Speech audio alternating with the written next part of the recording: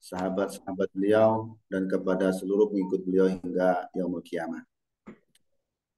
Ustadz Fahri dan teman-teman sekalian, izinkan saya sebagai pembuka acara ya. Terima kasih tentunya Ustadz Fahri dan tim yang ada di Pontianak yang menyiapkan Zoom ini. Semoga Allah Subhanahu wa taala selalu memberkahi antum semua. Terima kasih juga kepada ibu-ibu guru RBB, wali murid RBB dan juga Sima 2 Ketapang yang sudah bergabung. Bagi yang belum bergabung, boleh ya ayah bunda sekalian, wali murid sekalian untuk mengajak teman-temannya agar bisa mendapatkan faedah dari acara kita ini. Mungkin itu Ustadz Fahri yang bisa saya sampaikan pada kesempatan kali ini. Untuk itu kepada Ustadz Fahri untuk menyampaikan materi parenting pada pagi hari ini. Persilakan.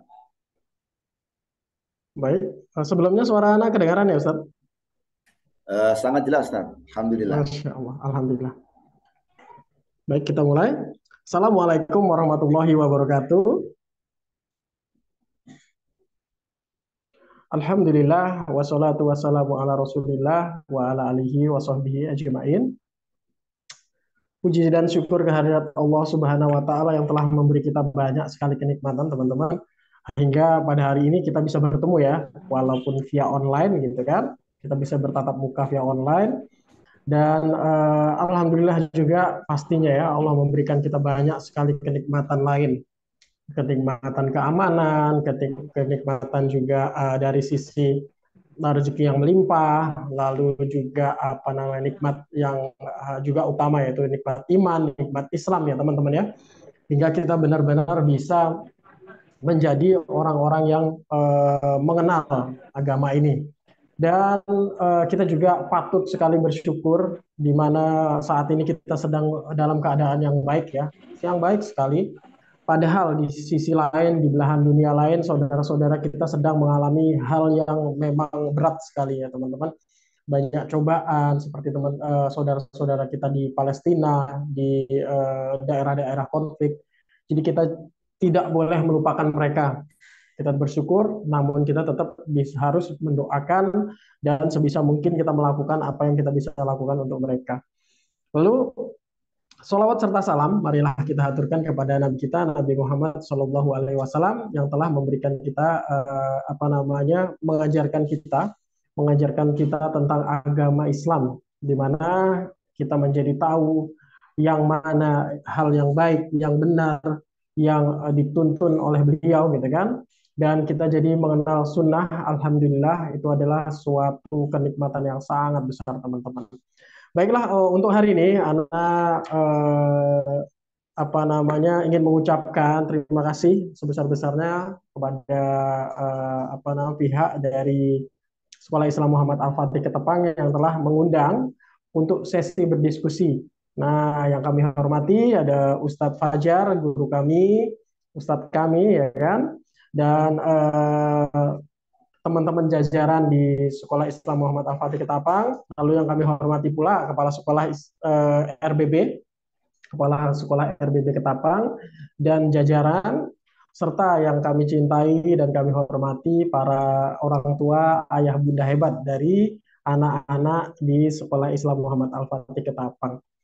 Nah, untuk kali ini anak ingin menyampaikan bahwa sebenarnya untuk sesi ini bukanlah seperti parenting yang biasanya ya. Kalau sesi ini sebenarnya lebih kepada sharing, tanya jawab, lalu juga lebih kepada berbagi cerita. Nah, jadi kalau dilihat ya, insya Allah bapak-bapak, ibu-ibu semua di sini pasti sudah banyak belajar tentang pendidikan karakter. Jadi bukannya saya akan menjadi guru di sini, tapi saya hanya menjadi rekan untuk berdiskusi. Karena sepertinya yang lebih pintar, yang lebih hebat itu insya Allah banyak sekali. Jadi sharing ini semoga bisa bermanfaat nantinya. Lalu Hari ini kita akan membahas hal yang mungkin agak sedikit berbeda ya. Kalau biasanya Ustadz Fajar itu membahas tentang pendidikan karakter, namun dari pendekatan apa? Pendekatan syar'i. Nah, kalau Ana lebih kepada pendekatan psikologi. Nah, sebelum melanjutkan ke materi, saya Muhammad Fahrian, biasanya dipanggil Fahri nih. Saya alhamdulillah diberikan amanah untuk membantu Sekolah Islam Muhammad Al-Fatih di Pontianak. Kalau untuk ini ya, mengingatkan kembali bahwa untuk saya itu sebenarnya bukan Ustadz, jadi bisa dipanggil Pak saja gitu ya. Karena background pendidikan Ana juga lebih ke psikologi dan juga manajemen pendidikan gitu. Nah, saya juga di sini ingin berbagi sesuatu mengenai parenting tapi dalam pendekatan psikologi. Nah, agar apa? Agar jauh lebih menarik nantinya. Ana berharap teman-teman, ibu bapak semua bisa aktif untuk nanti sharing pengalamannya. Baik, langsung saja kita mulai untuk mempersingkat waktu ya. Mengenal toxic parenting. Nah, ini kita mungkin ya beberapa kali sudah dengar tentang ini atau bahkan baru dengar ini tentang toxic parenting ini. Kalau ngomong dari ini ya, dari bahasa, kalau berbicara dari bahasa, toxic itu mungkin sudah pada tahu ya bahwa toxic itu racun. Nah, racun. Jadi racun yang itu terdapat dalam parenting. Nah, sedangkan parenting itu sebenarnya apa ya gitu kan? Parenting itu apa ya? Parenting itu sebenarnya mudahnya ya, teman-teman, lebih ke arah membimbing, mendidik, membersamai, lalu mengarahkan dan yang lain-lain. Jadi toxic parenting itu kita bisa lihat di slide berikutnya. Silakan Pak Putra, slide berikutnya. Afwan, Pak Putra, silakan ke slide berikutnya untuk bisa dilihat.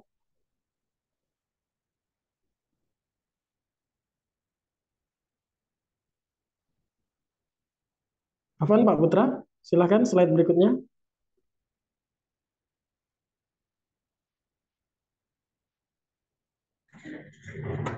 Oke ya, sambil menunggu slide-nya keluar, Nah, kita maknai bahwa toxic parenting adalah sebuah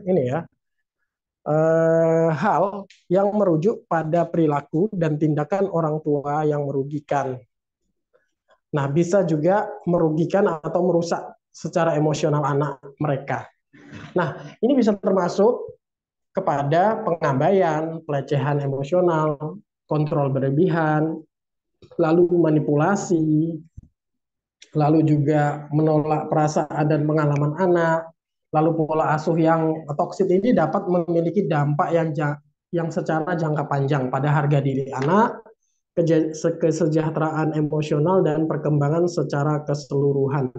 Jadi kita bisa lihat ya bahwa untuk toxic parenting ini adalah sebuah hal yang cukup berbahaya dalam perkembangan anak. Karena kita bisa lihat namanya perkembangan anak ini itu akan berlanjut terus seumur hidup mereka. Jadi kita tidak boleh mengabaikan hal ini gitu. Sebelum terlambat, kita harus benar-benar bisa mengerti dan jika sudah terjadi kita bisa memperbaikinya, mengevaluasinya. Karena ya contohnya hal-hal yang mempengaruhi tentang emosional anak, lalu pengabaian dan segala macam, ini biasanya terjadi saat mereka di waktu kecil hingga besar gitu. Kalau anak-anak yang sudah lewat balik gitu kan sudah besar itu biasanya sudah tidak terlalu dekat sama orang tuanya. Namun saat waktu kecil ini bisa sangat berpengaruh sekali. Terutama di saat Di saat usia emas perkembangan anak. Itu hati-hati sekali ya. Golden age, bisa dibilang golden age. Nah, itu hati-hati karena dari hal-hal yang terjadi pada usia tersebut itu sangat berpengaruh sekali pada perkembangan anak saat mereka dewasa. Jadi memang kita harus benar-benar hati-hati ya Kadang-kadang sebenarnya orang tua itu pasti sayang anaknya, berharap anaknya jadi hebat, berharap anaknya bisa sangat baik ke depannya gitu. Tapi justru kadang-kadang karena terlalu bersemangat atau karena terlalu berlebihan dalam mengasuh gitu kan, dalam membersamai, dalam mendidik, terkadang itu justru meracuni anak-anak mereka seperti itu. Nah, ini penting banget ya diketahui oleh kita sebagai orang tua, sebagai guru yang mendidik anak-anak, jangan sampai tujuan kita baik tapi nanti malah berdampak buruk pada anak-anak. Baik, lanjut ke berikutnya, pembahasan berikutnya. Silahkan. Nah, ini yang perlu kita tahu ya. Ini tidak panjang insya Allah. Nanti lebih banyak ke sesi diskusinya. Beberapa faktor penyebab dari toxic parenting. Nah, begini. Terkadang ya, kita melihat bahwa seseorang itu mengasuh atau mendidik anak-anak mereka gitu kan, itu biasanya sedikit banyak malah justru banyak sekali itu karena pengaruh di masa lalu mereka. Jadi kita bisa melihat biasa sering dibilang ya, sering dibilang bahwa pola kepengasuhan yang diturunkan atau diwariskan. Nah, dari kakeknya pola asuhnya seperti itu, lalu saat orang itu besar jadi ayah, ayahnya pola asuhnya juga mirip dengan kakeknya gitu kan. Lalu diasuhlah ke anak, anak itu jadi seperti orang tuanya, jadi terus turun terus dan itu biasanya berpengaruh sekali kepada kepengasuhan. Jadi kepengasuhan kita sekarang itu biasanya dipengaruhi sebagian besar itu oleh kepengasuhan ayah kita. Kepengasuhan ayah kita dipengaruhi dengan kepengasuhan dari kakek kita. Jadi biasanya turun temurun. Nah, maka dari sini kita bisa lihat bahwa faktor penyebab toxic parenting diantaranya adalah trauma masa lalu. Trauma yang kita alami di masa lalu itu biasanya berdampak kepada kita dimasuk di alam bawah sadar. Nanti insya Allah kita akan sedikit membahas alam bawah sadar.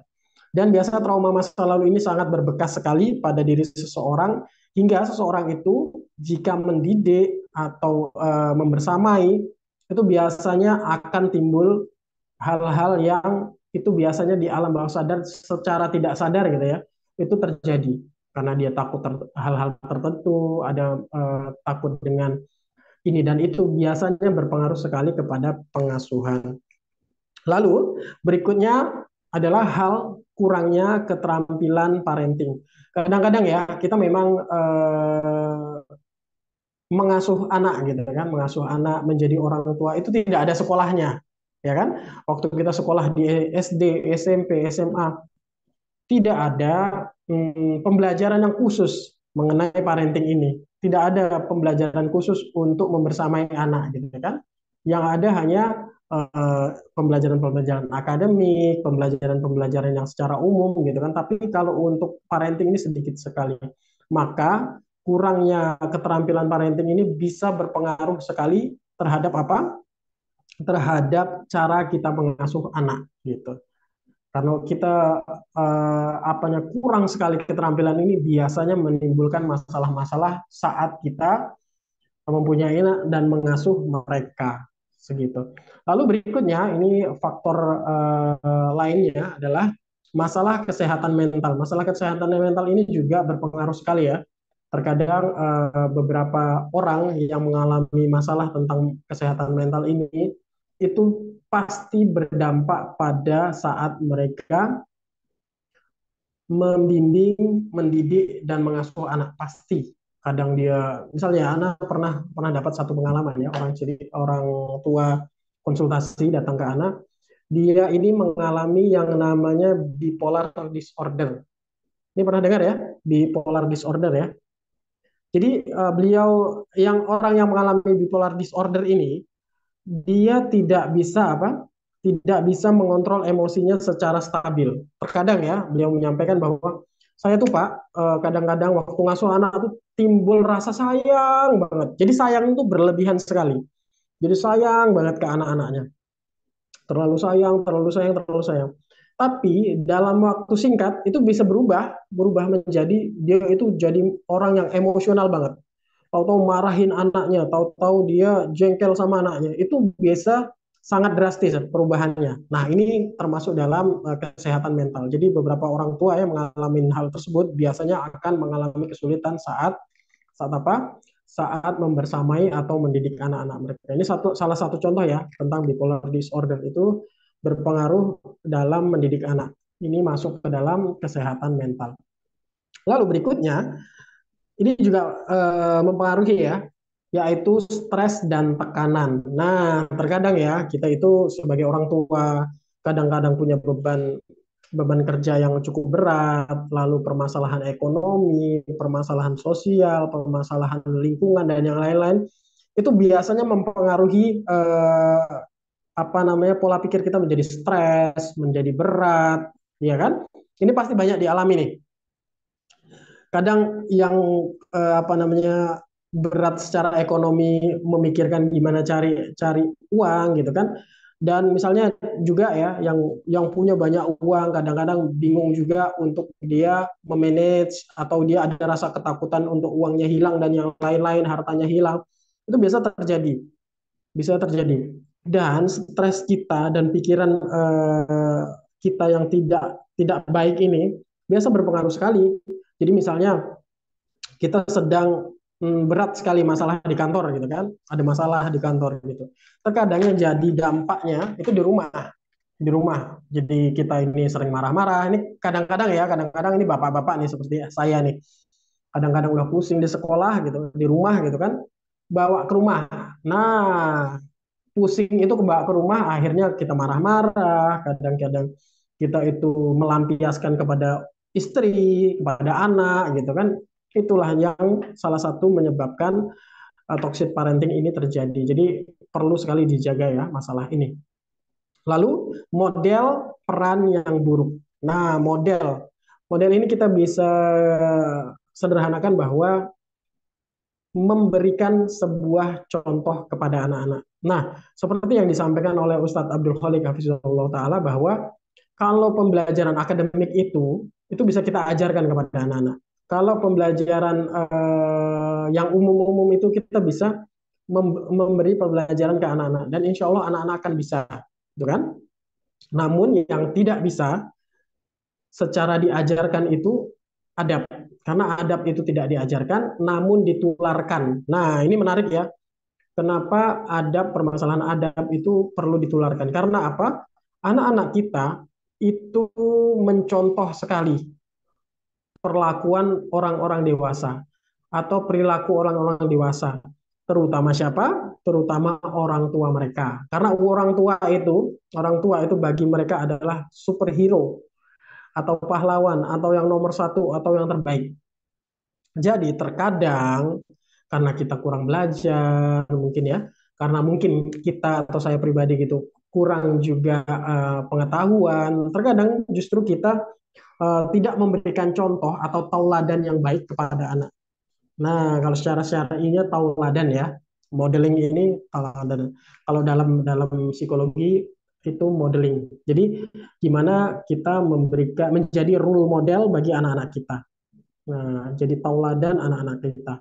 Terkadang kita menginginkan ya anak-anak kita melakukan hal baik, misalnya membaca Al-Quran, sholat, gitu kan. Tapi rupanya orang tuanya tidak melakukan itu. Jadinya dengan itu anak-anak merasa bahwa orang tuanya hanya bisa menyuruh saja tapi tidak melakukan. Nah, itu tidak bisa menjadi contoh. Menyuruh itu tidak sama dengan menjadi contoh. Misalnya ada seorang seorang bapak memarahi anaknya.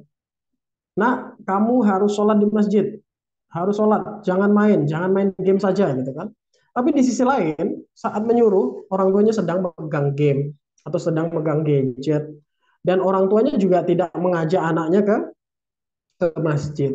Jadi hal tersebut menjadi kata-kata atau omongan yang sia-sia di kuping atau di telinga anak-anak, ya kan? Karena apa? Karena orang tua tidak menjadi contoh yang baik.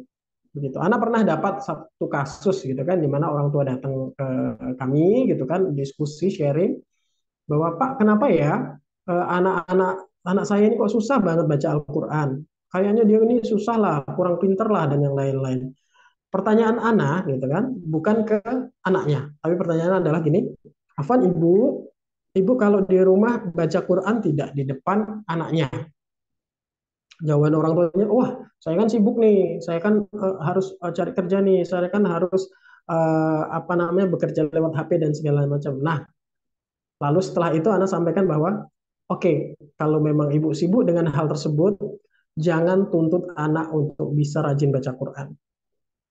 Nah, dengan hal tersebut, beliau tersadar bahwa oh rupanya kita sebagai orang tua harus mencontohkan dulu kita yang ingin kita inginkan dari anak, misalnya membaca Quran atau sholat, harus kitanya dulu sholat yang rajin, harus baca Quran yang rajin, baru anak-anak kita bisa mengikuti. Kadang bahkan tanpa disuruh. Begitu. Oke, yang berikutnya adalah ketidakseimbangan kekuasaan. Nah, ini kadang yang sering terjadi ya, bahwa orang tua merasa punya kekuasaan penuh terhadap anak-anak mereka, gitu kan. Ada jargon bahwa anak harus nurut dan patuh sama orang tua. Itu bukan hal yang salah sebenarnya. Kalau nurut dan patuh dalam konteks positif itu tidak masalah dan malah justru bagus sekali. Namun jika ada ketidakseimbangan, tidak balance atau berlebihan, itu terkadang bisa menjadi bumerang kepada kita. Contoh misalnya, kita terlalu banyak mengatur anak, terlalu banyak menyuruh anak, terlalu banyak mendesak anak untuk bisa melakukan sesuatu tanpa melihat bahwa kapasitas mereka mungkin belum mampu untuk melakukan hal tersebut gitu. Kadang-kadang kita anak-anak kecil-kecil sudah diajak apa? Suruh belajar baca, suruh bahasa Arab, suruh bahasa Inggris dan yang lain-lain. Padahal orang tuanya tidak juga bisa melakukan hal tersebut. Nah, ini perlu sekali diperhatikan tentang masalah penguasaan ya. Kadang-kadang kita merasa bahwa anak kita ini adalah dalam kekuasaan kita, padahal kita juga harus mengerti bahwa anak-anak kita adalah amanah dari Allah Subhanahu wa taala. Baik, lanjut ke slide berikutnya. Beberapa contoh nih dari perilaku toxic parenting. Nah, apa sih apa namanya contoh dari yang konkret ya tentang perilaku toxic parenting ini? Salah satunya yang pertama adalah pelecehan emosional. Terkadang ya kita ini selalu merasa jauh lebih di bawah anak-anak kita, walaupun ya kita orang dewasa dan memungkinkan sekali kita tahu banyak tentang kehidupan ini dibanding anak-anak kita. Namun terkadang kita itu melecehkan mereka secara emosional. Contoh, anak ini semangat banget bertanya ya, orang tuanya melakukan sesuatu, anak ini bertanya, Pak ini bagaimana ya? Ini kok begini ya, begitu. Kadang-kadang orang tua tidak memberikan jawaban yang baik kepada mereka karena pertanyaan mereka mungkin aneh-aneh ya. Tapi justru orang tua malah justru begini, nggak usah banyak tanya, nggak usah ikut campur, nggak usah apa namanya kamu tuh cuma anak kecil gitu. Nah ini justru sebenarnya melecehkan mereka. Karena apa? Sebenarnya mereka punya rasa ingin tahu, mereka punya rasa ingin belajar, tapi dengan melecehkan hal tersebut, menganggap mereka tidak tahu apa-apa, mereka tidak mengerti apapun, jadi kita mengabaikan mereka. Dan itu berdampak sekali pada emosional anak. Mungkin kalau saat ini, saat dia masih kecil, itu tidak nampak ya, tapi terkadang itu bisa terjadi dan bisa dilampiaskan saat mereka besar. Ini terjadi nih, salah satu ini ya, contohnya sahabat Ana gitu kan, sahabat kami itu pernah merasa sangat terpojok dengan bahasa orang-orang tuanya. Padahal sekarang umurnya dia sudah 30 tahun gitu kan.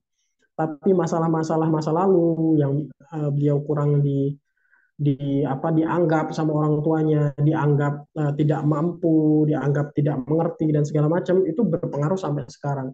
Akhirnya dia merasa bahwa dirinya juga tidak mampu, bahwa dia jadi minder, dia jadi merasa enggak boleh banyak memberikan masukan gitu kan, karena itu pengaruh di masa lalu mereka.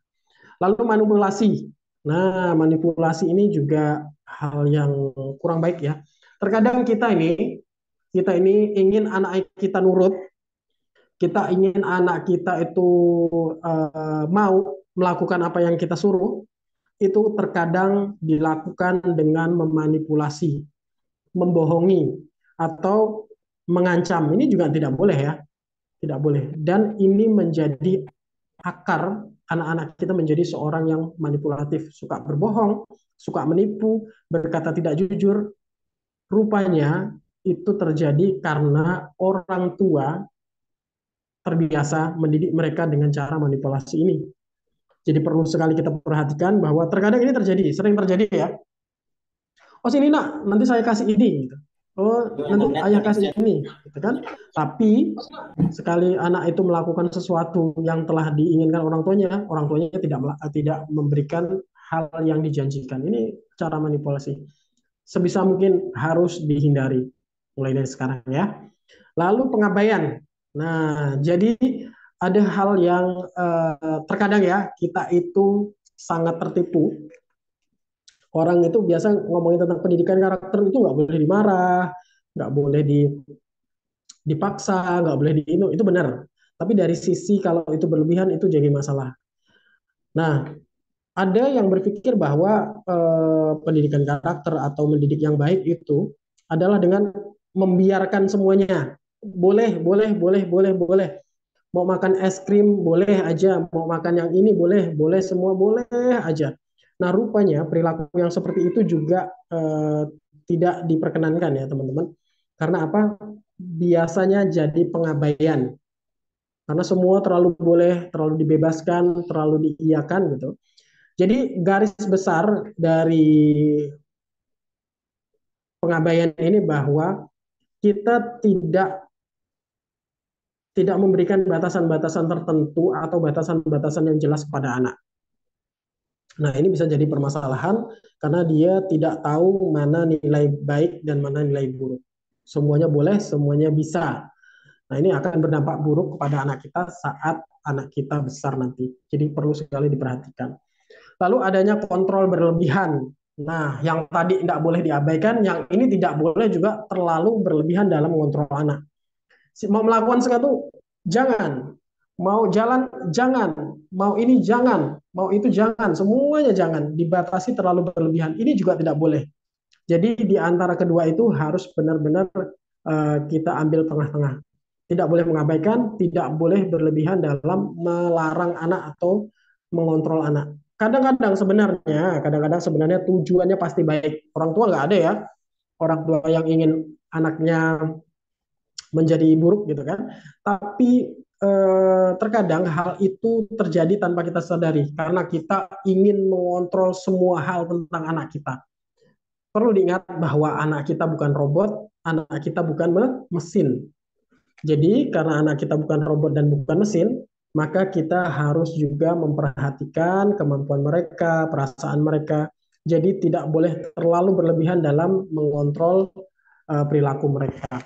Lalu berikutnya, ini yang nampak sekali ya, kekerasan. Setiap anak melakukan sesuatu dipelasah, dipukul, dicubit, dan yang lain-lain. Ini hal yang kurang baik. Dan ini terjadi ya teman-teman. Ada salah satu guru yang cerita karena gitu kan ke saya gitu kan bahwa rupanya beberapa orang tua itu terkadang masih ini di luar ya, di luar lah sekolah mana gitu kan.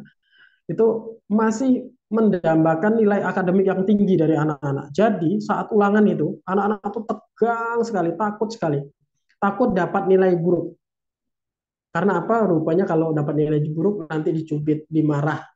Nah, ini mengganggu sekali ya, mengganggu dan menjadi toksik kepada anak-anak. Anak-anak jadi takut melakukan sesuatu yang ekstrimnya karena dia menginginkan nilai yang tinggi, akhirnya menghalalkan segala cara, entah nyontek, entah minta temannya, entah ini dan itu gitu kan. Karena apa? Karena kalau tidak dapat nilai bagus, dia akan dimarah, dipukul dan yang lain-lain. Ini juga terjadi kepada perilaku-perilaku lain. Misalnya dia mau melakukan sesuatu jadi takut karena nanti kalau salah dipukul, dikerasin dan segala macam. Nah, ini perlu sekali diperhatikan. Lalu perbandingan dengan orang lain. Ini sering ya, tanpa tidak disadarin ya. Tuh, coba kamu kayak adikmu tuh, kayak abangmu tuh, pinter. Kamu tuh tidak pernah apa namanya dapat juara. Kamu tuh begini, kamu tuh begitu. Coba kayak orang itu. Coba kayak abangmu itu, coba kayak tetanggamu itu dibanding-bandingkan. Padahal orang tuanya sebenarnya juga tidak mau ya dibandingkan dengan orang lain, ya kan? Ini pernah terjadi nih, eh, apa namanya, bahwa pembandingan-pembandingan ini menjadikan anak itu apa namanya merasa sedih, merasa bodoh, merasa kurang karena apa? Karena melihat orang lain yang itu dia mungkin tidak berbakat dalam hal bidang tersebut. Jadi ini perlu sekali kita hati-hati dalam hal membandingkan anak-anak kita. Lalu yang berikutnya yaitu penolakan terhadap perasaan anak.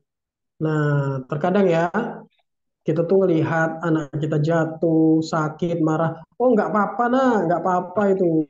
Kamu tuh nggak boleh cengeng, kamu tuh nggak boleh ini. Nah, itu kan, itu nggak boleh juga terlalu seperti itu. Kita, karena anak-anak kita ini masih belum mengerti ya, masih belum mengerti. Dan saat dia merasakan sakit, dia akan bilang, dia merasa marah, dia akan nangis. Dan nah, tapi kita tidak boleh memaksakan bahwa dia sedang sedih dan segala macam. Nggak boleh kamu harus gembira, nggak boleh kamu harus kuat. Tidak boleh juga seperti itu. Namun di sisi lain kita juga tidak boleh berlebih-lebihan. Misalnya anak kita sakit, waduh kasihan sakit banget ya, ya Allah gitu. Itu juga hal yang kurang tepat. Jadi kita tetap harus mengerti perasaan anak, lalu memberikan motivasi yang pas kepada anak. Tidak menolak benar, tidak juga terlalu berlebihan dalam menanggapi keluhan anak. Tapi keluhan anak ini perlu perlu kita pikirkan ya, perlu kita pikirkan, kita pelajarin, dan harusnya orang tua bisa menjadi pelipur lara mereka saat mereka merasa sedih, marah, dan yang lain-lain. Ini jangan sampai kita abai terhadap hal tersebut. Oke, lanjut berikutnya.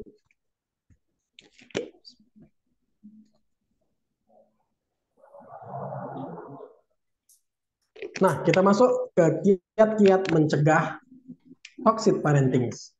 Jadi kita sudah tahu tadi ya faktor-faktor penyebab dan yang lain-lain. Nah, yang pertama adalah pendidikan dan pemahaman. Kita ya sebagai orang tua terkadang eh, ber, berperilaku agak egois. Mungkin mungkin banyak faktor ya. Mungkin kita dulu dibegitukan sama orang tua kita atau guru-guru kita, atau mungkin ego kita yang belum tuntas ya. Jadi kita eh, apa namanya melakukan hal-hal yang kurang kurang pas kadang-kadang. Nah, maka dari itu kita terkadang ingin anak-anak kita belajar di sekolah. Belajar harus pintar, harus bisa ini, ini, itu.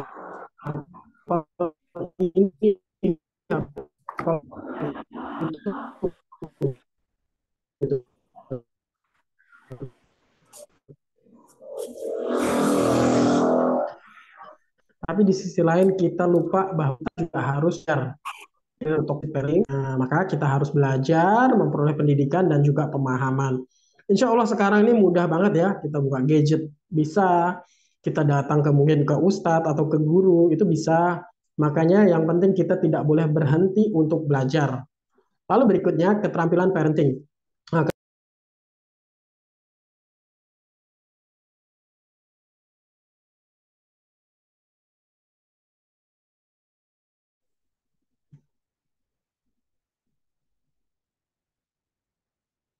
oke, baik, Afwan. Tadi sempat terputus ya. Afwan, Ana pastikan suara Ana terdengar, suara saya terdengar. Dengar Ustaz, kita dengar. Alhamdulillah. Afwan ya, tadi sempat putus, Ana kurang tahu mungkin koneksi. Oke, berikutnya keterampilan parenting. Nah, keterampilan parenting ini memang agak harus kita sering-sering berdiskusi ya sesama orang tua, sesama orang yang praktis pendidikan agar apa? Agar kita mendapat banyak ilmu juga. Kurang lebih yang pertama. Jadi kita harus karena sesuatu harus dilatih ya. Sesuatu harus dilatih. Teman-teman ingin pinter apa ya, hal-hal tertentu juga harus dilatih. Itu juga berkaitan dengan parenting. Tentang membimbing anak, tentang mendidik anak, membersama, itu juga kita harus melatih keterampilan tersebut. Kadang-kadang ya, Ini kadang bapak-bapak nih, bapak-bapak tuh sibuk sekali, nah pusing banget karena kewajiban mereka memang mencari nafkah gitu. Tapi begitu di rumah ketemu anak-anaknya itu sudahlah, pusing banget kadang-kadang, egonya ya, egonya muncul. Kalian ini nggak usah ganggu-ganggu bapak ya, bapak capek gitu.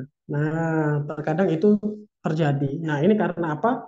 Karena kita tidak memiliki keterampilan parenting yang baik. Jadi kita perlu sekali untuk belajar dan terus belajar. Lalu berikutnya, refleksi diri. Kita harus melihat diri kita harus coba menyelesaikan masalah-masalah kita di masa lalu, luka-luka kita di masa lalu, kita harus berdamai dengan perasaan-perasaan kita yang dulu kecewa gitu kan. Ini perlu sekali dibangun. Terkadang ya, kami dapat kasus gitu kan tentang anak-anak misalnya pembulian, pernah juga ya tentang pornografi, pernah juga anak itu kekerasan, omongan kotor dan segala macam. Rupanya itu terjadi karena apa? Karena orang tuanya melakukan hal tersebut. Karena apa? Karena orangnya tuanya kurang mengevaluasi diri gitu. Dan ini penting sekali ya, penting sekali kita lakukan refleksi diri ini. Lalu berikutnya dukungan pasti dan sumber daya. Jadi dukungan ini perlu kita lingkungan yang bagus. Karena penting ya teman-teman kalau kita itu hidup di lingkungan yang buruk mungkin ya. Yang di situ banyak kata-kata kotor, kasar, lalu kehidupan yang berat. Terkadang itu sangat sekali berpengaruh kepada pola kita mengasuh anak-anak kita. Nah, ini penting sekali dukungan dan sumber daya yang ada di situ. Jadi kita bisa lebih dekat membangun relasi dengan ustadz-ustadz, dengan pendidik, dengan orang-orang dari circle yang baik. Karena dukungan dan sumber daya yang ada di sekitar kita itu mempengaruhi kita dalam mengasuh, mendidik, membersamai anak-anak kita. Lalu komunikasi terbuka. Nah, ini penting banget. Contoh ya, kalau di SIMA gitu ya, orang tua itu kadang-kadang datang ke kepala sekolah menceritakan keluhan tentang anaknya, protes, lalu memberi saran atau minta minta minta saran gitu. Itu terbiasa banget. Karena apa? Sekolah membuka komunikasi yang terbuka kepada orang tua. Terkadang masalah-masalah itu jadi cepat selesai. Walaupun komunikasi terbuka ini kadang kita dulu mungkin kurang membangun itu karena kita dulu dibangun dengan apa? Kalau ngomong sembarangan langsung dimarahin, kalau salah ngomong dimarahin, salah ngomong dimarahin. Jadi kita tidak tidak menjadi orang yang kritis, tidak menjadi orang yang komunikatif. Akhirnya kita ada merasa jengkel atau merasa kurang kurang nyaman dan segala macam, kita hanya diam.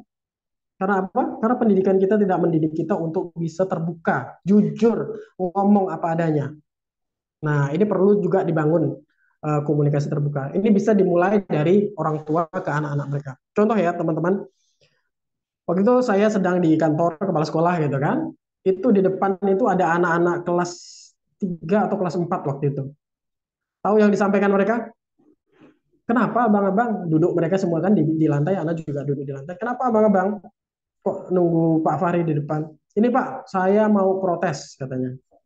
Wah, Masya Allah ya, anak kelas 4 gitu, kelas 4 atau kelas 5 atau kelas 3, kurang tahu, lupa saya. Itu protes tentang apa? Kenapa kantin Sima kok mahal? Nah, menarik nggak? Kenapa kantin Sima kok mahal ya Pak ya? Saya tuh mau jajan tapi kok jadi ini, kalau di warung-warung itu kok lebih murah ya Pak? Nah, gitu. Oke, bagus. Abang-abang sarannya nanti coba Bapak ngobrol sama penjaga kantin. Insya Allah kita normalkan harganya. Nah, itu menarik banget. Karena apa? Karena mereka berani menyampaikan sesuatu yang ada di rasa mereka, di perasaan mereka, ada di pikiran mereka. Ini nggak semua orang bisa. Kadang-kadang ingin mengingatkan sesuatu, takut tersinggung lah, takut ini, takut itu. Nah, maka dari itu kita harus belajar tentang komunikasi yang sangat terbuka. Kita mulai dari diri kita dan ke anak-anak kita. Gitu. Lalu kita harus peka terhadap kebutuhan anak kita. Nah, ini penting sekali ya kita perhatikan bahwa kita tuh harus peka. Terkadang sesuatu yang dibutuhkan anak-anak itu kita itu tidak penting bagi kita. Anak membutuhkan mainan, menjadi kenapa merasa penting. Dan berdampak. Anak pernah dapat salah satu orang pengusaha sangat kecewa, marah banget gitu kan, krim sama ayah saya di sebuah supermarket, tapi tidak dikasih. Saya diseret, saya dimarah, saya dipelasah. Itu waktu kecil. Mungkin orang tuanya punya punya tujuan lain yang baik mungkin. Tapi apa hati dia itu terasa sangat-sangat jengkel dan itu sampai besar dia cerita itu. Ini Pak, saya tuh pengen es krim ini, pengen es krim ini, pengen es krim ini. Padahal itu gampang banget orang tua saya punya uang dan segala macam. Tapi hanya hal kecil itu diingat banget sama dia sampai besar. Tuh hal-hal kecil. Lalu salah satu contoh ya, itu dia sudah jadi guru. Guru kan pasti pintar ya, S1 lah minimal kan kuliah. Tapi rupanya ada hati terluka. Dia cuma minta apa? Waktu nikah. Waktu nikah, dia kan laki-laki, dia nikah sama seorang perempuan. Istrinya cerita, kamu minta apa sih, Mas, hadiah dari saya? Dia minta apa coba? Ini agak konyol sebenarnya. Dia minta Hot Wheels. Bayangin, mainan mobil-mobilan. Nah, itu orang gede, pinter, kuliahan, udah lulus kuliah jadi guru gitu. Dia minta Hot Wheels. Rupanya dulu orang tuanya tidak bisa memberikan itu. Padahal hal kecil ya. Nah, itulah terkadang kita kurang peka terhadap kebutuhan anak-anak kita. Bayangin orang dewasa cuma pengen Hot Wheels. Begitu udah dapat Hot Wheels ya sudah, cuma dimainkan sebentar ya sudah gitu. Tapi dia merasa puas dengan hal tersebut. Nah, ini penting banget untuk diketahui orang tua. Lalu berikutnya model perilaku positif. Nah, seperti tadi ya, yang Ana sampaikan bahwa kita harus menjadi role model terbaik bagi anak-anak kita. Karena apa? Karena kita nanti, terutama ayah nih, penting ya, terutama ayah yang akan dimintai pertanggungjawabannya di hadapan Allah Subhanahu wa Ta'ala. Kita diminta untuk menjaga istri dan anak-anak kita dari siksa api neraka. Jadi perlu sekali kita memberikan contoh atau model atau tauladan kepada anak-anak kita. Ini penting banget ya, terutama ayah dan juga bunda pasti. Jadi kita tidak hanya menuntut sekolah atau guru-gurunya menjadi role model yang baik, gitu kan? Tapi tugas utama kita sebagai orang tua harus juga menjadi role model atau mencontohkan perilaku yang baik. Baik, berikutnya. Oke, tinggal satu slide lagi. Oke, lanjut ke. Nah, bagaimana penanganan, ini penanganan ya, penanganan korban toxic parenting. Nah, Ana juga mulai coba mendalami masalah ini ya, masalah permasalahan-permasalahan dan korban-korban dari toxic parenting ini. Kalau referensi, salah satu buku referensinya itu Recovery Pendidikan Karakter. Itu karya Ustadz Abdul Khalik. Sampulnya hitam itu ya. Coba dibaca-baca itu berkaitan dengan ya ini apa penanganan atau jika sudah terjadi seperti apa. Yang pertama adalah mendengar dan menciptakan suasana yang nyaman dan menghadirkan rasa empati. Kita harus empati yang tinggi. Kita harus mengerti anak, mendengarkan keluhan anak dan yang lain-lain. Jika anak kita sudah terlanjur ya terkena dampak buruk, banyak empati. Ini salah satu kisah ya terjadi nih. Orang dekat ada juga gitu kan. Dia merasakan dulu tuh dia diabaikan sekali. Dulu itu diabaikan sekali karena apa? Mungkin orang tuanya zaman dulu masih ini ya, ekonomi lemah, masih berat sekali. Jadi ayah ibu kerja semua. Nah, ayah ibu kerja semua. Akhirnya waktu untuk dia bicara dan orang tuanya tuh sedikit sampai dia lunya empati dari orang tuanya kurang. Dan dia jadi begitu ke anak-anaknya, jadi mengabaikan, jadi mudah marah dan yang lain-lain. Lalu suatu hari itu dia diajak ngobrol sama ayahnya. Saat dia sudah jadi ayah juga, itu ayahnya menyampaikan bahwa mohon maaf karena dulu kurang mendengarkan kamu nak. Dulu tuh bapak tuh sibuk, dulu tuh apa namanya, bapak tuh mengabaikan, kurang peduli, kurang empati sama kamu. Lalu bapak menyadari itu kesalahan dan sekarang bapak minta maaf kepada kamu. Bapak tahu yang diceritakan itu bahwa setelah dibilang minta maaf tuh dia nangis luar biasa dan rasanya tuh beban di dada dia tuh hilang semua. Yang dulu bapaknya mengabaikan, kurang peduli itu hilang semua. Hanya dengan ngerasa bahwa dia dianggap, didengarkan, dan orang tuanya mau minta maaf. Karena empati pasti. Nah ini juga perlu diperhatikan. Bayangin ya, orang udah S2, udah jadi dosen, rupanya inner child mereka di dalam diri itu masih masih belum tuntas. Nah makanya ini kita perlu sekali melihat, mendengarkan, dan harus menimbulkan empati yang tinggi pada anak. Benar-benar mengerti perasaan anak-anak kita. Karena terkadang ya orang-orang tuh ingin sekali dimengerti. Nah, tapi kadang-kadang kita tidak mau mengerti orang lain. Ini harus juga dilakukan di anak-anak kita. Lalu memberikan konsistensi dan keamanan. Nah, konsistensi ini penting ya. Terkadang tuh ya, kita saat mendidik anak-anak kita tuh menyuruh ini, menyuruh itu, melarang ini, melarang itu. Kitanya tidak konsisten. Kadang kita suruh anak untuk tidak boleh melakukan hal buruk gitu kan, malah kita besoknya melakukan. Nah ini tidak konsisten, dan ketidakkonsistenan ini biasanya mengganggu sekali di apa namanya, di anak-anak kita. Jadi kita harus memberikan sikap yang konsisten dan menjamin keamanan mereka.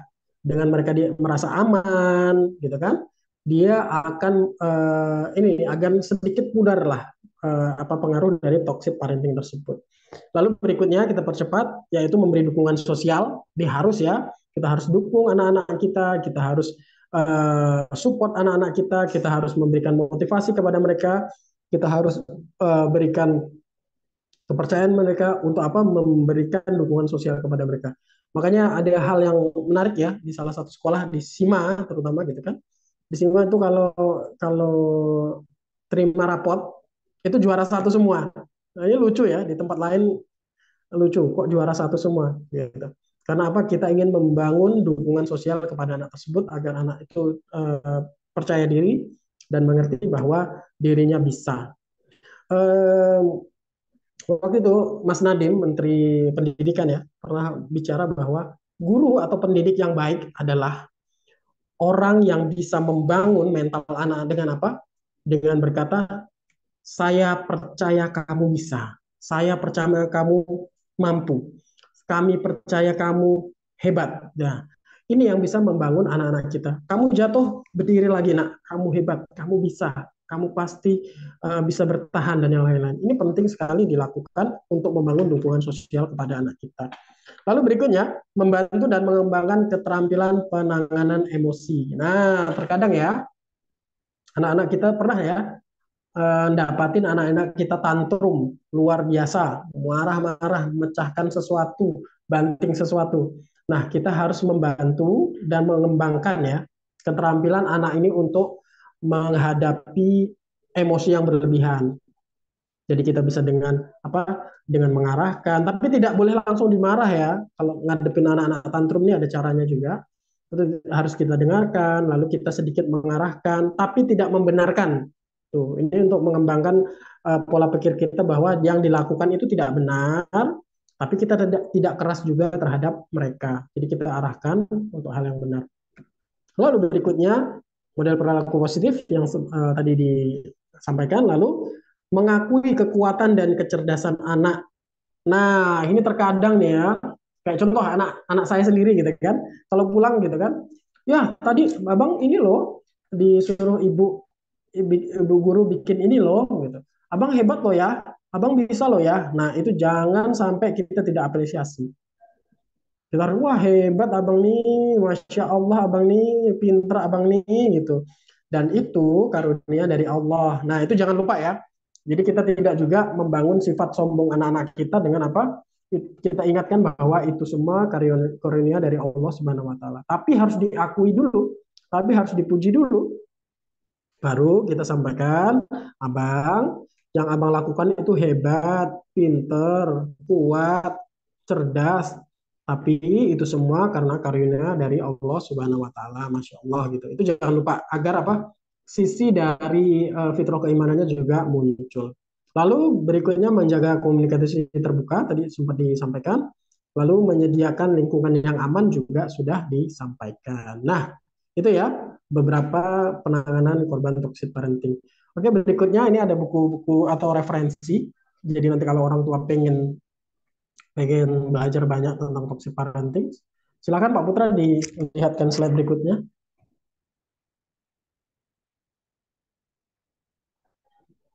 Ini referensi ya. Jadi teman-teman kalau pengen tahu lebih dalam bisa lihat di referensi-referensi ini. Insya Allah nanti kami bagikan untuk materi sama slide-nya. Oke, lanjut lagi Pak Putra.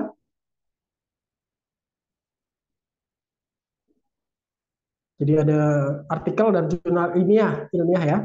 Lalu ada situs-situs juga, silahkan dicari. Ini sudah banyak insya Allah.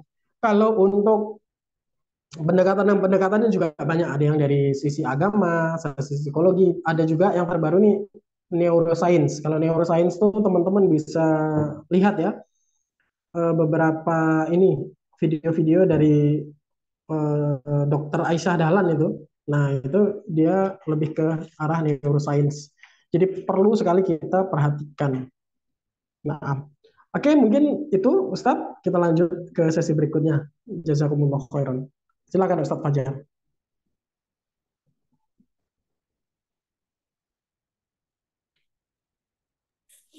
Baik, terima kasih Ustadz Fahri. Suara anak jelas saatnya. Jelas, Pak. Kedengaran jelas, alhamdulillah. Agak putus-putus, Pak. Sedikit. Baik, ayah bunda yang semoga dirahmati oleh Allah, luar biasa penjelasan beliau tadi. Kalau boleh kita sambungkan dengan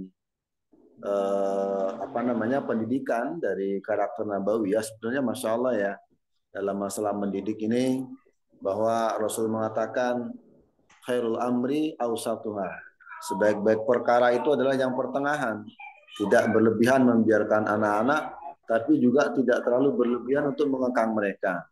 Kemudian ada satu pesan ya Ustadz Fahri yang saya ingat dari sabda Rasulullah. Ini luar biasa sebetulnya, Ustaz. Rasulullah mengatakan bahwa yadkhulul jannata aqwamun afidatuhum ka'afidatit tayr. Akan masuk surga suatu kaum di mana hati mereka itu seperti hati burung, Ustaz.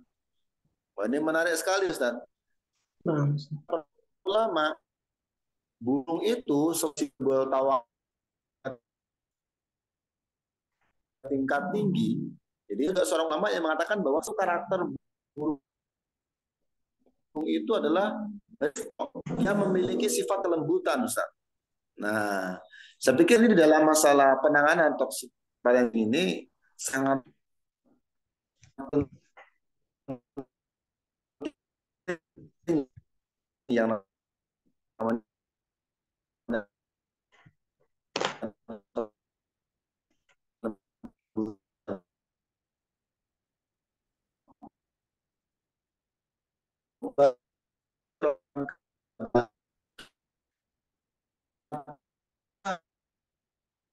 penduduk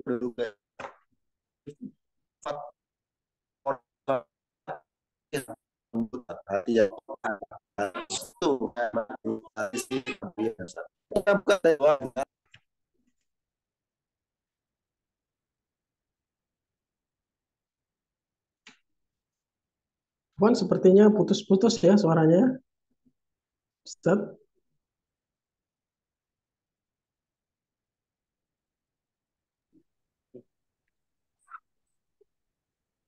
Afwan, ini pakai HP teman. Oh, nah, Ustaz. Ini sudah jelas nih. Agak apa ya? Karena HP versi terbaru jadi agak lumayan kurang apa ya? Kurang update barangkali. Masya Allah. Ini sudah dengar jelas Ustaz. Siap. Jadi Kembali kami sapa ayah bunda, baik dari wali murid RBB maupun yang SIMA. Silakan kalau ada yang mau dipertanyakan. Mumpung kita bareng-bareng nih diskusi bersama narasumber hebat kita, yaitu Bapak Ustadz Fahri, di mana beliau adalah memang spesialis dari bidang psikologi anak. Silakan ayah bunda sekalian. Ada yang gimana? Merah. Bukan yang angkat tangan siapa? Ya.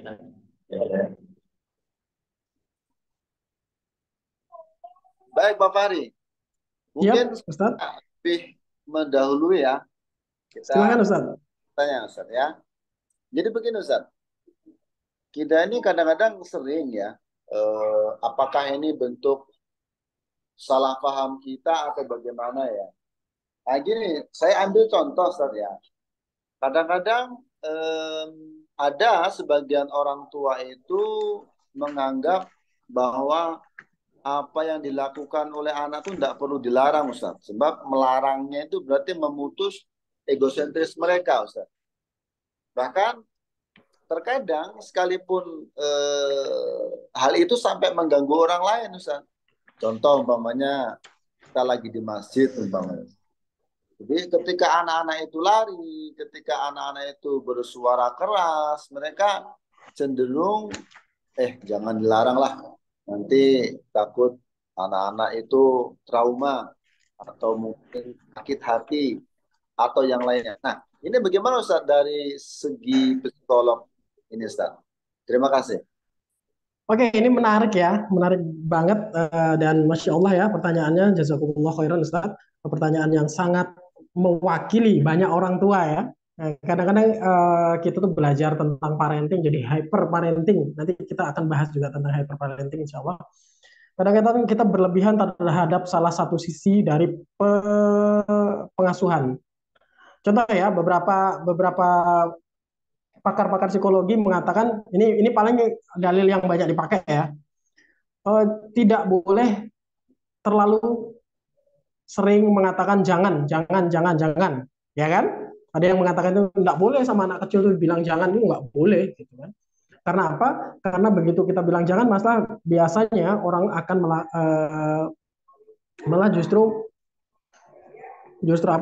melakukan hal tersebut atau memikirkan hal tersebut. Contohnya ini nanti terbukti. Anak ingin bertanya ke semuanya ya, minta tolong dijawab. Sekarang Ana minta teman-teman yang ada di Zoom ini jangan memikirkan gajah. Oke, paham? Tolong dijawab. Paham? Paham, Pak. Oke. Coba diingat lagi. Tadi kepikiran enggak dengan gajah? Kepikiran, Pak. Kepikiran kan? Padahal kita jangan ya. Padahal kita bilang jangan pikirkan gajah. Kok malah kita kepikiran? Nah, rupanya otak manusia atau otak anak-anak ini dia belum bisa menyaring secara penuh berkaitan dengan jangan ini. Makanya ini yang menjadi referensi mereka ya, para ahli, bahwa begitu dibilang jangan itu kadang-kadang anak malah melakukan. Ini bisa terjadi. Namun ada kontradiksi dengan apa? Dengan misalnya beberapa tuntunan syariat ya, kayak hadis ya. Kita nggak boleh janganlah kamu marah, niscaya bagimu surga. Nah, benar nggak? Itu ada kata jangan loh. Janganlah kamu marah, niscaya bagimu surga. Lah kok kontradiksi ya dengan teori ini? Nah, rupanya tidak begitu. Nah, kita memang tidak harus mengatakan semuanya jangan. Nggak boleh ini, nggak boleh itu, jangan ini, jangan itu, jangan itu. Tapi jangannya harus dengan jangan yang tepat. Contoh ya, tadi ya hadisnya, janganlah kamu marah, niscaya bagimu surga. Yang pertama adalah kata jangannya, jangan kamu marah ya. Harus dijelaskan dengan apa? Niscaya bagimu surga, nak, gitu. Jadi jangan ke sana, nak. Karena apa? Karena nanti bisa bahaya, jatuh, maka ayah tidak menginginkan kamu melakukan hal tersebut. Jangan coret-coret ya sayang di dinding, nanti si dindingnya kotor. Kalau mau coret-coret di di buku saja gitu. Jangan jangan sembarangan ya kalau di jalan raya karena nanti banyak kendaraan berbahaya seperti itu. Jadi saat kita mengatakan kata jangan atau melarang anak gitu kan, itu harus dengan apa? Dengan penjelas. Nah, gitu. Jadi di dalam toxic parenting ini Ustadz dan teman-teman, itu ada dua hal garis besar yang itu sejalan dengan pendidikan karakter. Nah, Anda pernah dengar juga di sebenarnya Ustadz Abdul Khalid bahwa pendidikan karakter itu di antara pembiaran dan pengekangan. Kalau jangan itu kan mengekang. Kalau boleh semua itu kan pembiarannya. Lalu yang bagus yang mana? Yang di tengah-tengah. Kita harus apa? Kalau kita melarang anak, harus dengan alasan-alasan yang tepat dan mudah dimengerti anak. Satu. Lalu, kalau kita memberikan kebebasan kepada anak, oh kamu boleh melakukan ini, tapi harus dengan target yang jelas dan batasan tertentu. Gitu. Nah terus gimana ya Pak ya kalau misalnya kita harus menyelesaikan egosentris anak, anak minta ini, minta itu dan segala macam. Itunya apa ya? Indikator pembatasnya apa ya?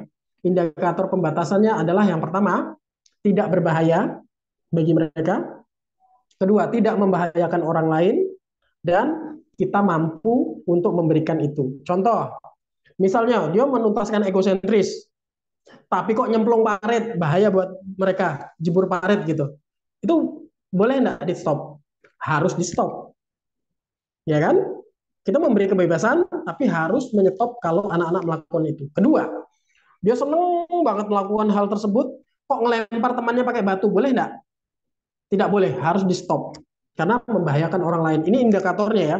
Ketiga, saat kita tidak mampu memenuhi, kita juga harus menyetop itu. Contoh, anak-anak minta mainan mahal, minta ini, minta itu, dan kita tidak punya uang untuk itu waktunya kita menyetop mereka. Dan dengan mengganti dengan hal lain gitu. Sebenarnya anak-anak kita ini untuk menuntaskan egosentrisnya itu tidak membutuhkan uang yang besar gitu kan.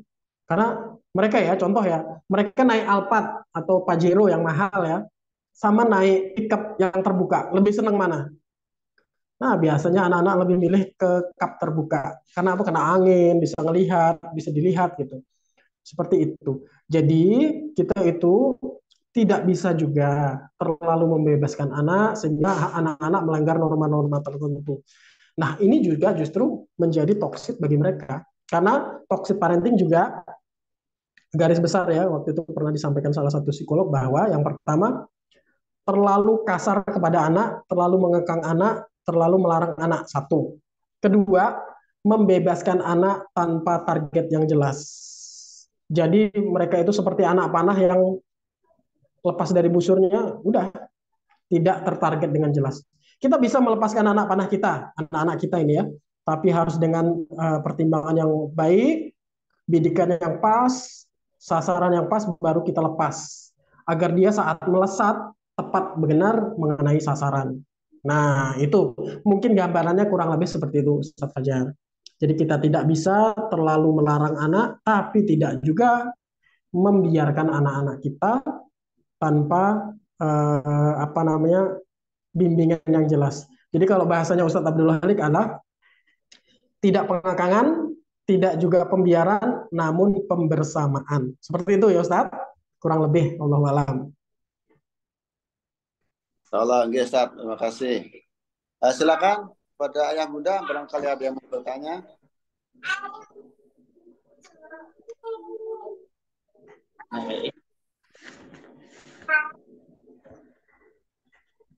Bismillah. Afan Ustaz. Ana admin Sima Tapang.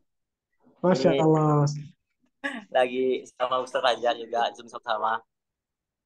Jadi Silakan. ada yang bertanya juga nih Ustaz. Ini Pak Fahri, Afan ya. Nah. Gini, saya kan walaupun sebagai admin juga merangkap sebagai guru pendamping Pak. Nah, entah itu untuk di kelas 1 atau 2. Jadi, Pak, yang kelas 2 ini nih Pak, sekarang udah agak gimana ya, agak rasa udah ada adik-adik tingkat itu rasanya udah agak itulah lepas lah Pak kontrolnya itu.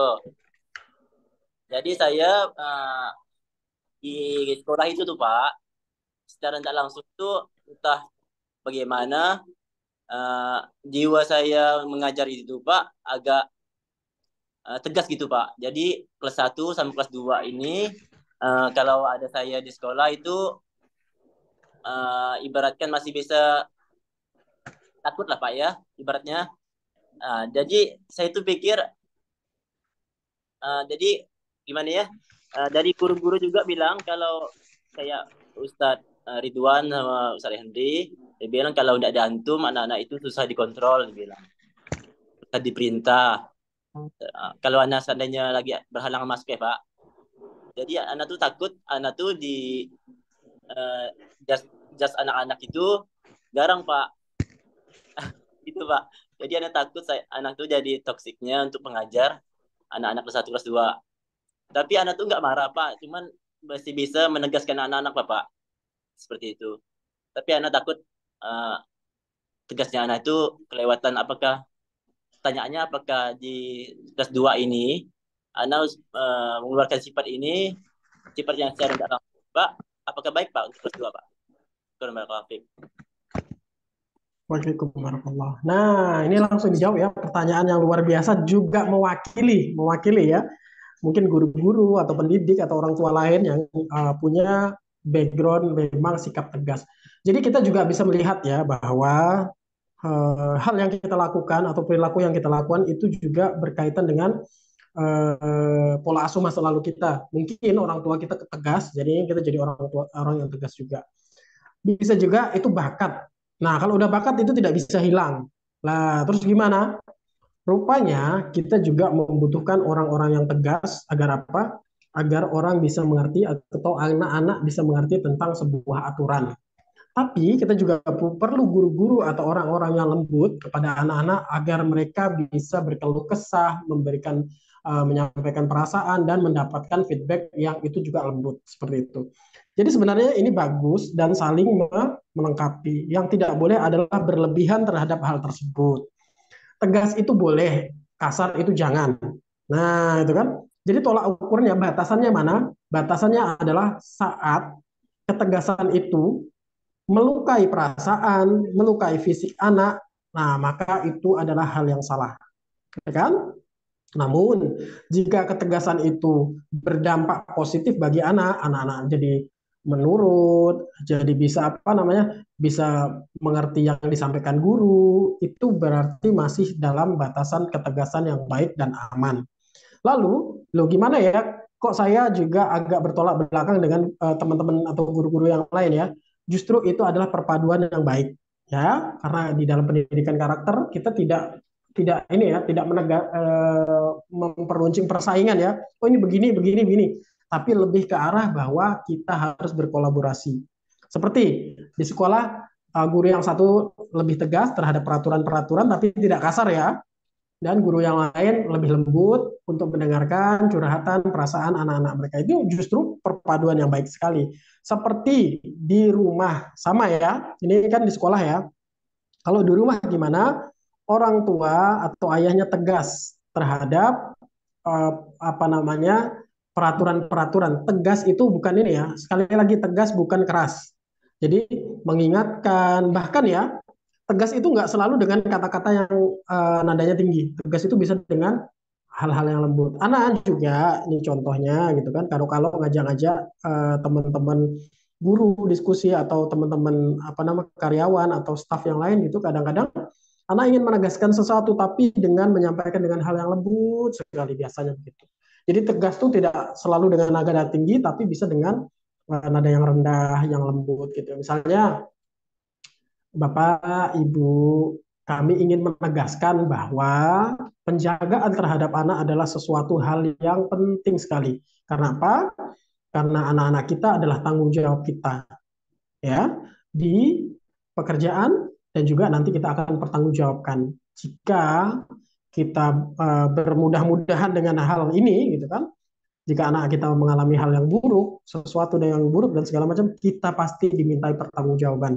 Jadi kami harap semua guru untuk benar-benar bisa disiplin dalam hal tersebut. Nah, ini sebenarnya ketegasan dari seseorang ya kepada misalnya guru-gurunya atau kepada anak-anak muridnya, tapi tidak selalu dengan marah-marah, tidak selalu dengan nada tinggi gitu kan. Jadi ketegasan itu boleh, tapi dari ranah tidak keras, tidak menyakiti, dan juga kelembutan itu juga boleh. Namun saran dari Anas secara pribadi, kemungkinan antum harus juga mengimbangi sikap. Jadi terkadang kalau anak melakukan kesalahan, kita tegas menyampaikan bahwa, nak itu salah, nah, itu salah, tidak boleh dilakukan, dan Bapak mengatakan ini karena Bapak sayang. Karena Bapak sayang, maka Bapak larang. Gitu. Kalau Bapak tidak sayang, Bapak biarin, tapi nanti berbahaya buat kamu. Itu bisa dia sampaikan. Lalu kedua, antum mungkin juga bisa dengan menyeimbang. Penyeimbang dari diri antum juga, misalnya kadang-kadang antum melakukan hal sesuatu, menegaskan sesuatu, tapi setelah itu memberikan sesuatu, misalnya hadiah, atau memberikan senyum, atau diajak main lagi, gitu. Nah, itu mungkin dua hal yang bisa dilakukan, dan itu bisa dikolaborasikan kepada anak-anak kita. Oke, mungkin itu ya. Insyaallah, syukron Pak Fahri ya. Jazakumullah khairan. Wa'iyyakum. Lanjut Pak. Baik, Pak Bahari, Masya Allah, sebenarnya seru sekali nih ya. Siap, Ustaz. Tetapi memang karena waktu juga ini udah 10:30, Pak Bahari, dan barangkali wali murid atau yang lainnya masih mau melanjutkan kesibukannya, maka kami memohon untuk Pak Fahdi memberikan motivasi dan kesimpulannya. Baik. Baik, Ustaz. Nah, alhamdulillah ya kita sudah berdiskusi, dan anak harap nanti kalau ada pertanyaan-pertanyaan atau ingin disampaikan orang tua atau guru-guru boleh di chat ke anak atau disampaikan ke Ustaz Fajar seperti itu. Namun dari penjelasan tentang toxic parenting ini adalah hal yang penting kita ketahui bahwa terkadang kita memiliki niat yang baik kepada anak-anak kita. Ya kan? Kita sayang kepada anak-anak kita. Namun terkadang anak-anak justru merasakan hal yang sebaliknya. Terkadang kita ingin anak-anak kita aman, anak-anak kita menjadi yang baik, menjadi penghafal Al-Quran, menjadi orang yang pintar, gitu kan? Tapi terkadang kita justru melakukan hal yang itu melukai mereka, meracuni mereka dengan apa? Dengan paksaan-paksaan, dengan target-target yang tinggi, dengan tuntutan-tuntutan yang besar, gitu kan? Di mana kita tanpa kita lihat bahwa anak kita mungkin belum mampu melakukan tersebut. Lalu di sisi lain, kita juga terkadang sayang sekali anak-anak kita. Hingga apa? Hingga kita memberikan semua kebebasan, semua yang diinginkan anak-anak kita. Kita kasih yang mereka mau, kita kasih yang mereka suka, gitu. Akhirnya kenapa? Akhirnya anak-anak tersebut tidak mengerti tentang benar dan salah. Akhirnya karena apa? Karena kita tidak melarang, tidak mengingatkan, mereka menganggap bahwa semua yang dilakukan itu boleh-boleh saja. Tanpa dirasa bahwa perbuatan tersebut itu meracuni hati-hati mereka. Jadi nasihat anak untuk pribadi anak, untuk teman-teman semua di sini, dan ini mungkin jadi kesimpulan bahwa seperti yang disampaikan Ustadz Abdul Khalid juga, ini sejalan sekali bahwa dalam pendidikan karakter kita tidak boleh berlebihan atau ekstrim sekali terhadap pembiaran. Kita tidak boleh nih biarkan anak-anak kita terlalu bebas. Itu tidak boleh, gitu kan? Terlalu ya, dalam tanda kutip terlalu. Berikutnya kedua, kita juga tidak boleh terlalu mengekang dan melarang anak-anak kita dalam menghadapi sesuatu. Sejalan juga dengan konsep dari toxic ini, bahwa toxic parenting itu ada dari dua hal, yaitu terlalu melarang dan membatasi anak terhadap daya pikir, daya berkembang mereka. Kita terlalu membatasi agar apa? agar aman. Mungkin dari sisi kita ingin anaknya aman, jadi kita batasi gitu. Itu tidak boleh juga terlalu ya, sekali lagi terlalu membatasi anak. Dan di sisi lain tidak boleh kita terlalu membebaskan anak tanpa apa? Tanpa target yang jelas kepada mereka. Mungkin itu Ustadz dari Ana, kurang lebihnya Ana mohon maaf, pasti banyak kesalahan. Semoga bisa menjadi hal yang bermanfaat bagi kita semua. Jazakumullah khairan. Assalamualaikum warahmatullahi wabarakatuh. Kami kembalikan kepada Ustadz Fajar. Silakan Ustadz. Baik Ustadz, terima kasih atas penjelasan dan pemaparannya terkait toxic parenting ini. Sangat bermanfaat dan sangat banyak faedah yang bisa kita ambil teman-teman sekalian. Juga tidak lupa kami ucapkan terima kasih kepada tim yang sudah menyiapkan adanya Zoom pada kegiatan kali ini. Terima kasih juga kepada para wali murid, Dewan Guru, baik SIMA 2 maupun RBB yang sangat antusias dan setia sampai detik-detik terakhir ini. Dan kepada Bapak Fahri, kami mengucapkan jazakumullah jazaan katsira. Dan kita akhiri perjumpaan kita ini dengan membaca sholawat dan kifaratul majlis. Wassalamualaikum warahmatullahi wabarakatuh. Subhanakallahumma bihamdika asyhadu an la ilaha illa anta astaghfiruka wa atubu ilaik. Assalamualaikum warahmatullahi wabarakatuh. Waalaikumsalam warahmatullahi wabarakatuh.